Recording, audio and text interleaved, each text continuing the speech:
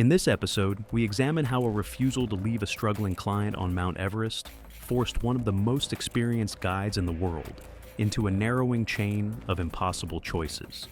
Compassion for a determined climber evolved into a breach of his own cardinal rule. This is the day the mountain claimed a guide whose expertise was unmatched. Hall moves deliberately among the client tents, his headlamp casting narrow beams across the frost-laden ground as he performs final gear inspections. At 35, this is his sixth summit push on Everest, more than any non-Sherpa climber had achieved at that time. Each movement reflects a lifetime of understanding that at 26,000 feet, even minor errors can become fatal. Oxygen regulators are checked with painstaking care, crampon straps are tightened and rechecked, and every radio and spare battery is tested. Inside his tent, Hall pauses beside a photograph of Jan Arnold, his wife of 3 years.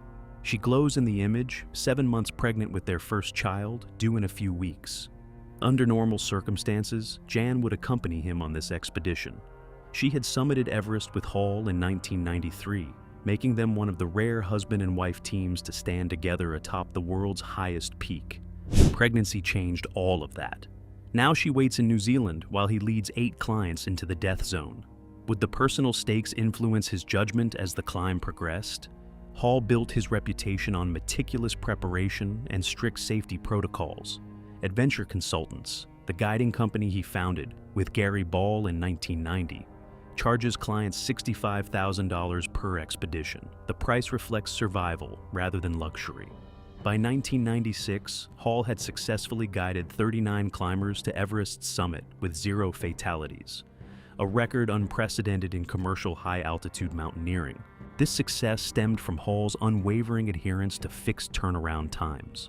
His most famous rule, drilled into every client over months of preparation, set an absolute limit: turn back by 2 p.m. No matter how close to the summit, repeated in briefings until it became doctrine, this rule exists to prevent the exact scenario that claims lives: being trapped above 28,000 feet after dark. Hall's formative climbing experience came in New Zealand's Southern Alps, where he learned to read weather patterns and evaluate avalanche hazards on peaks requiring technical skill more than altitude endurance. His climbing style emphasized preparation over heroics and teamwork over individual accomplishment. The mountains taught him that survival depended on respecting limits rather than exceeding them. The partnership with Gary Ball transformed Hall from a capable climber into an internationally recognized mountaineer. Together, in 1990, they completed the 7 Summits Challenge in 7 months, scaling the tallest peak on each continent through extraordinary planning, coordination, and endurance. Their achievement demonstrated that meticulous preparation could compress what had once seemed impossible. Yet, even with careful planning, the mountain's power remained unpredictable. Ball's death in October 1993 from pulmonary edema on Dhaulagiri, the world's 7th highest mountain, struck Hall both personally and professionally. Continuing Adventure Consultants alone, he carried forward their shared vision. The company became more than a business. It was a living memorial, preserving the legacy of his fallen partner. By spring 1996, Everest faced unprecedented congestion. 3 major expeditions targeted May 10th for summit attempts: Adventure Consultants under Hall, Mountain Madness led by American guide Scott Fisher, and a Taiwanese government-sponsored team. With roughly 33 climbers attempting the summit on the same day, bottlenecks at technical passages, where single fixed ropes allow only 1 person at a time, became likely. The commercialization of Everest attracted clients with limited high-altitude experience but substantial financial resources. Unlike the early decades of climbing, when expeditions were composed exclusively of highly skilled mountaineers, commercial teams now included individuals whose main qualification was paying the fee. This fundamentally changed the risk calculations for guides, who now had to manage clients who might not recognize when conditions demanded retreat. Weather forecasts for May 10th predicted a brief window of clear conditions, with deteriorating weather expected by evening. The presence of multiple teams vying for the same summit day created pressure to continue, despite delays or complications that might normally cause a postponement. Everest offers only a handful of summit opportunities each spring, when jet stream winds temporarily shift. Would time pressure push Hall and his clients beyond safe limits? Among Hall's climbers was Doug Hansen, a 46-year-old postal worker from Seattle, whose 1995 attempt ended just 300 feet below the summit when Hall enforced the turnaround. Hansen had mortgaged his home for a second attempt, carrying a small flag from local schoolchildren to plant at the top. His sheer determination created an emotional factor, complicating purely rational risk assessment. John Krakauer, a journalist assigned by Outside Magazine, possessed climbing experience but limited expertise at extreme altitude. His presence added both media scrutiny and complexity to an already delicate situation.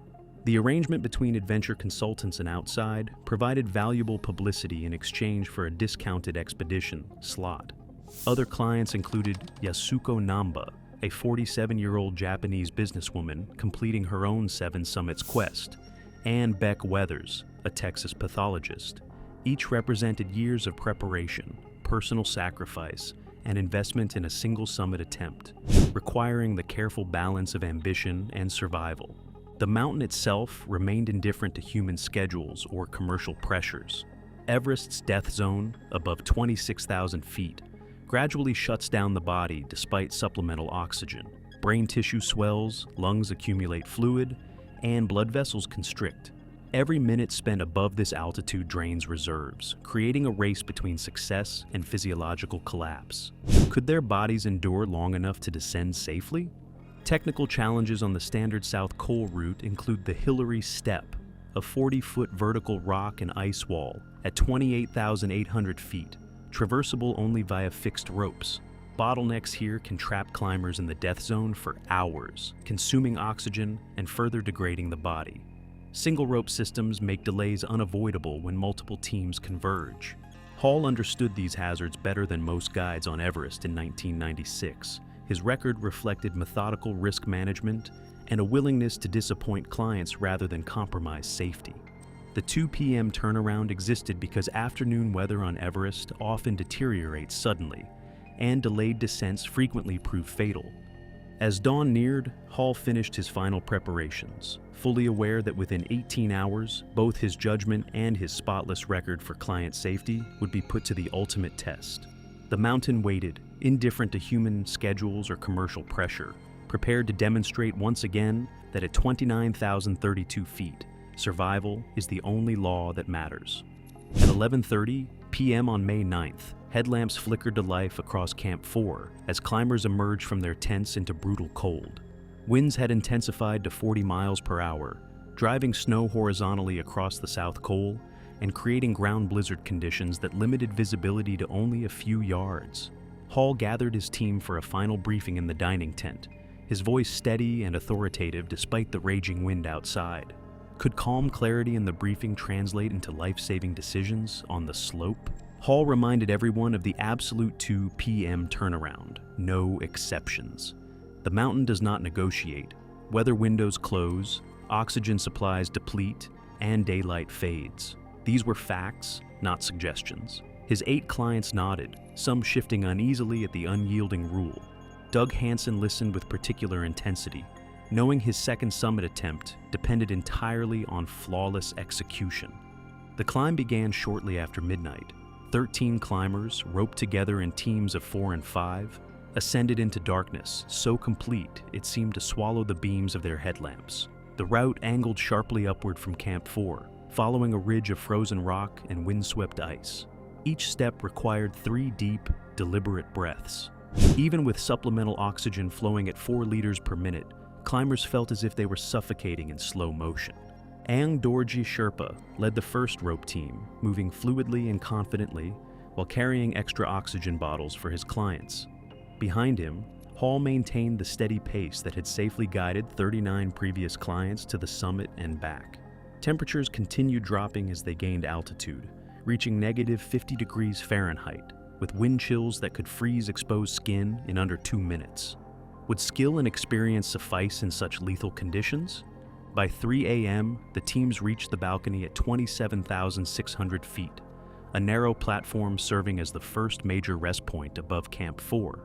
Dawn began painting the eastern horizon a faint purple, revealing the immense scale of the surrounding environment.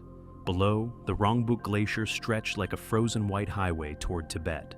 Above, Everest's summit loomed another 1,400 feet higher, still shrouded in darkness. Here, the first major delay arose. Fixed ropes, which should have been installed by advanced teams, were missing. Guides scrambled to secure protection on steep ice slopes, and 30 precious minutes vanished. Climbers remained motionless in the death zone, losing body heat and burning oxygen while Hall and Fisher's guides debated responsibilities and coordinated rope placement.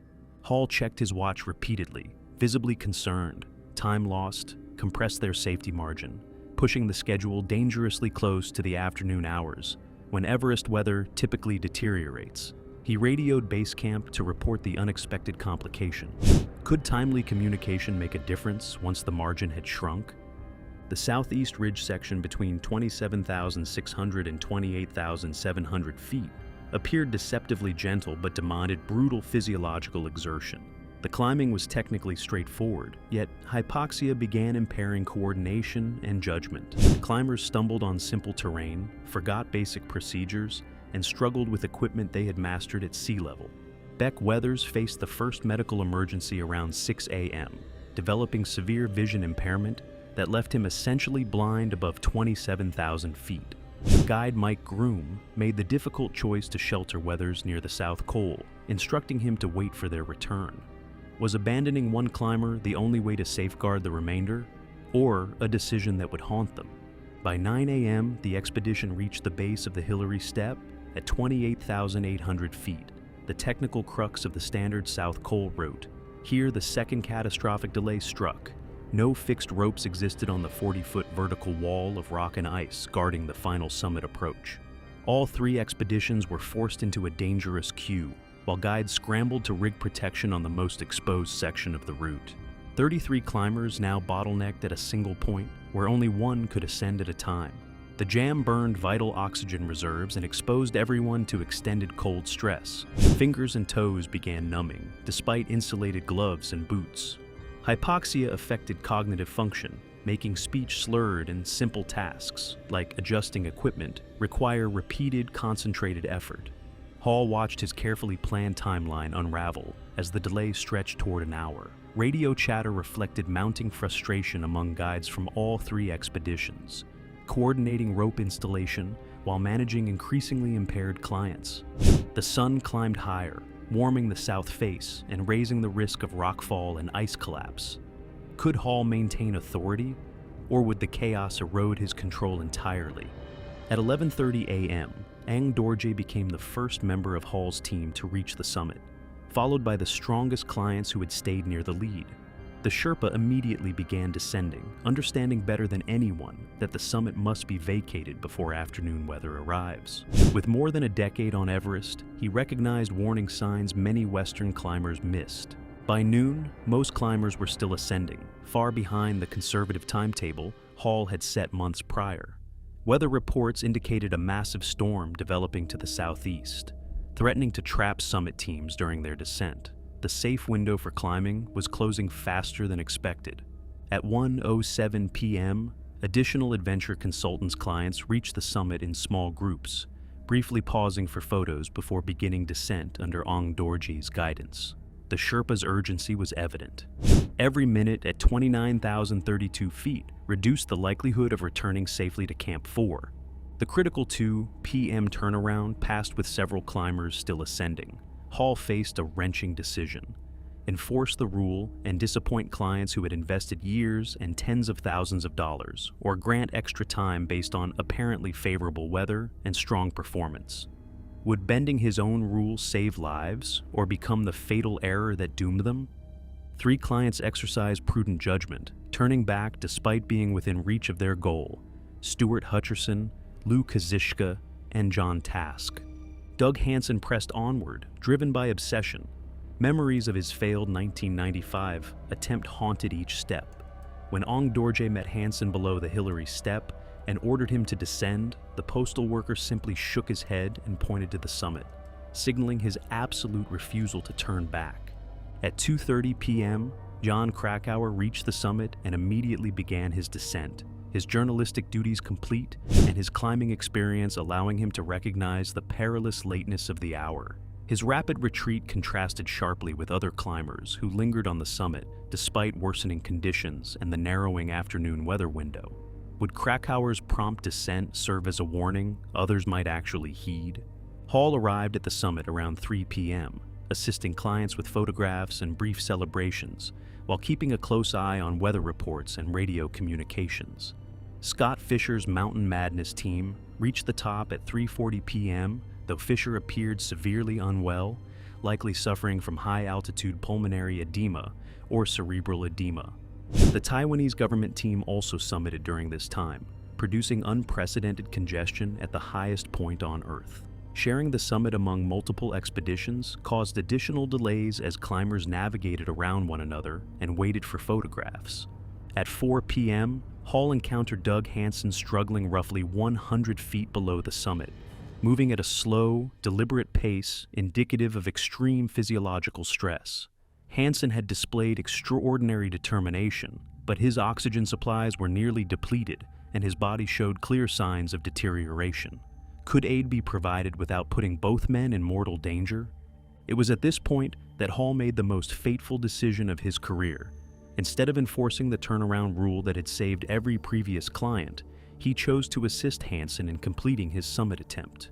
The two reached the top together, where Hansen planted a small flag gifted by school children, a symbol more than personal triumph. Their brief celebration ended quickly as both began the long descent toward Camp 4, now hours behind schedule, and facing weather deteriorating faster than forecasts had predicted. The approaching storm would transform a delayed descent into a fight for survival. They started down in deceptively calm conditions at 4:15 p.m., their headlamps unnecessary under the bright afternoon sun, illuminating the Tibetan Plateau thousands of feet below.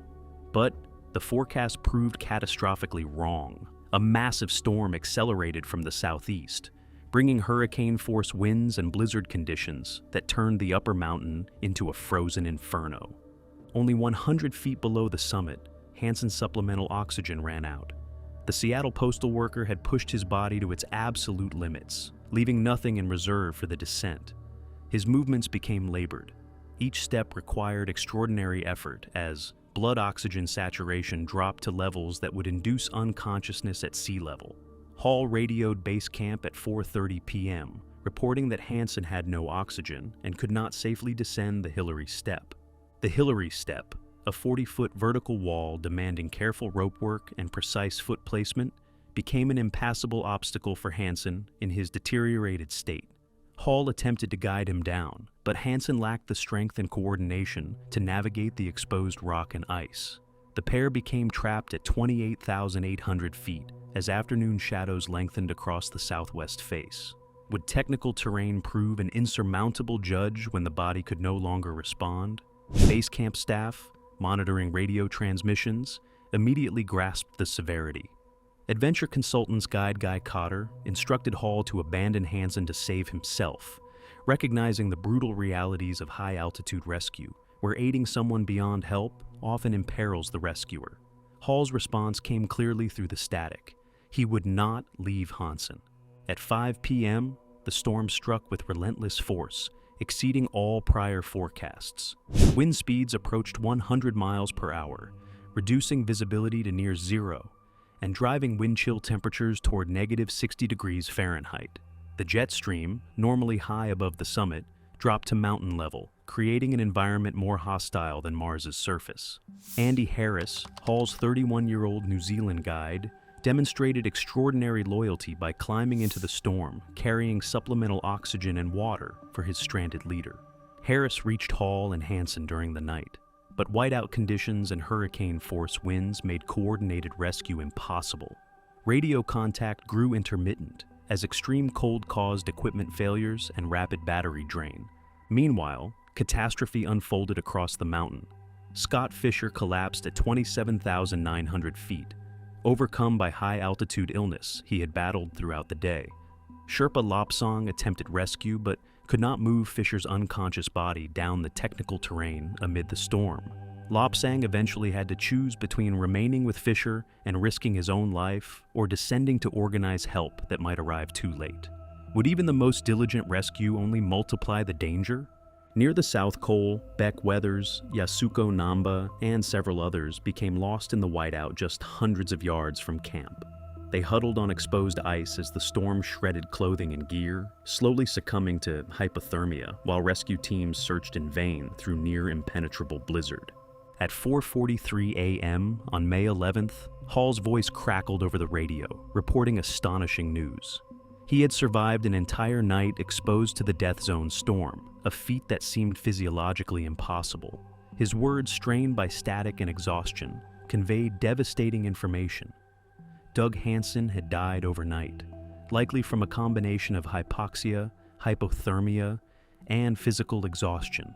Andy Harris was also missing, last seen near the South Summit during the storm's peak. His ice axe and jacket were found nearby, suggesting prolonged oxygen deprivation caused disorientation and hypothermia. In confusion, Harris may have removed protective layers, believing himself overheated, and likely fell thousands of feet to his death. Hall reported that his own oxygen regulator had frozen, effectively cutting off his supplemental supply. At 28,700 feet, each breath without assistance became increasingly shallow and laborious, and the thin atmosphere offered barely enough oxygen to sustain consciousness for more than a few minutes at a time. His body, already taxed by prolonged exposure to extreme altitude and bitter cold, began shutting down, system by system. Fingers and toes, already stiff from frostbite, were now useless for gripping ropes or manipulating equipment. Every movement required conscious effort. Every simple task became a monumental challenge. The cold seemed to seep into his bones, sapping strength and clarity, while his heart and lungs labored against the crushing thinness of the air. Hall, trapped near the South Summit, understood that he was fighting against the mountain itself, a silent, indifferent force that would not relent.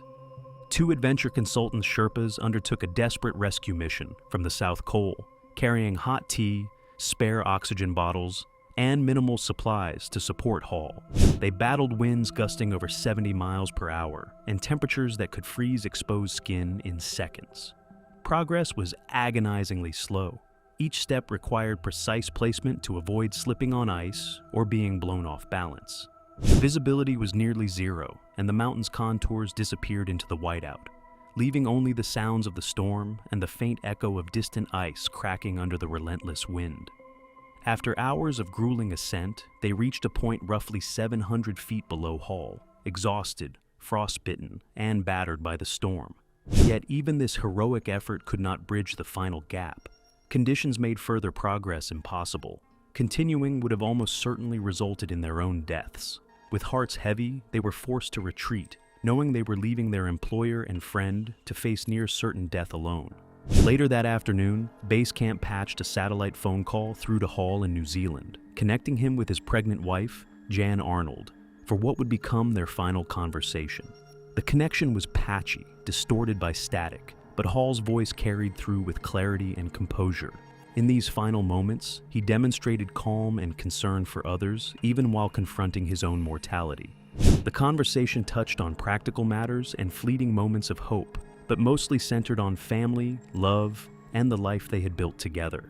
They discussed potential names for their unborn daughter, a tender glimpse of hope amid unimaginable peril. Hall reassured Jan that, despite the extreme danger and his deteriorating condition, he felt reasonably comfortable, projecting the courage and steadiness that had defined his leadership throughout his career. His final words, transmitted clearly despite failing equipment and the hostile environment, reflected the character that had earned him enduring respect among climbers and clients alike. He expressed love, reassurance, and acceptance, speaking with the calm dignity of someone who had devoted his life to others. Moments later, as static overtook the transmission, radio silence fell. Rob Hall had died alone, at 28,700 feet, his body succumbing to the combined forces of hypoxia, exhaustion, and frostbite. 12 days later, during their own summit attempt, climbers from the IMAX expedition discovered Hall's body. David Brieshears and Ed Viesturs found him lying on his right side in a shallow ice hollow. His equipment remained in place, ropes secured, oxygen gear frozen, and clothing layered against the elements. He was frozen in the position in which he had endured his final hours, a silent testament to his final struggle. The mountain, indifferent yet unforgiving, had claimed one of its most skilled guides, leaving a scene both tragic and profoundly respectful in its stillness. Jan Arnold requested that her husband's body remain on Everest, stating publicly that the mountain represented where he would have chosen to stay. She opposed any hazardous recovery mission that might endanger additional lives, emphasizing that his legacy was tied not to retrieval, but to the mountain itself. Rob Hall's body became inseparable from the peak he had loved, trained for, and understood better than almost any non-Sherpa climber of his generation. His presence on Everest became a permanent testament to human dedication, courage, and the delicate boundary between ambition and mortality, reminding all who follow that the mountain rewards respect, preparation, and humility above all else. Thanks for watching. If you like this story, click here.